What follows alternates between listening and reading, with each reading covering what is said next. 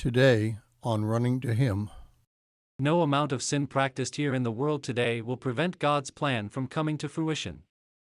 We will read through the Pentateuch until January. Today, we read Genesis chapters 39 through 39 and concentrate on chapter 38, verses 24 through 27. Genesis 38 verses 11 through 12 and verses 14 to 15. Then Judah said to his daughter-in-law Tamar, "Remain a widow in your father's house until my son Shelah grows up," for he thought, "I am afraid that he too may die like his brothers." So Tamar went and lived in her father's house. Now after a considerable time Shua's daughter, the wife of Judah, died, and when the time of mourning was ended, Judah went up to his sheepshearers at Timnah, he and his friend Hirah the Adullamite. So Tamar removed her widow's garments and covered herself with a veil, and wrapped herself, and sat in the gateway, which is on the road to Timnah, for she saw that Shelah had grown up, and she had not been given to him as a wife. When Judah saw her, he thought she was a harlot, for she had covered her face. Today's reading takes us through a journey of sin and a journey of success. As we will spend several days looking at Joseph, I'd like to look at Judah's sin today.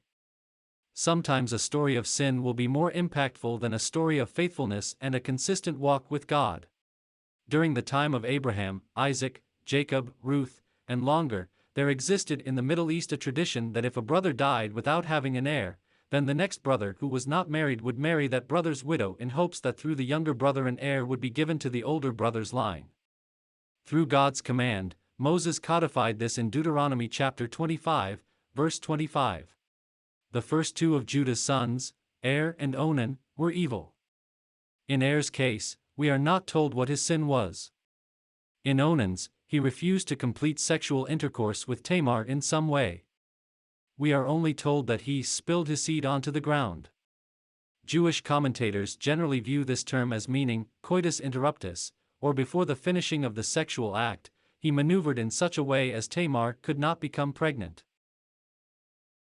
Judah was afraid that his youngest son Shelah would suffer the same fate, so he made the false promise that when his son grew up, he would be given to Tamar as a husband.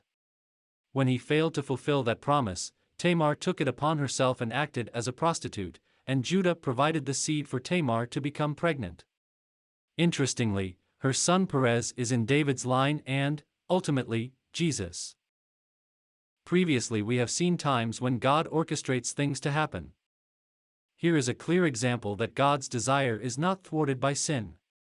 Tamar was to be in David's and Christ's line, and no amount of sin could prevent that. And so we have hope today.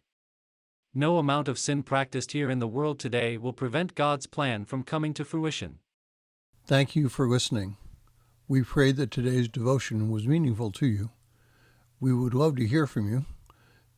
You can use either Facebook or YouTube to like, subscribe, share, and tell others about us. If you would like to contact us, you can reach me at phineasjacobus@runningtohim.net.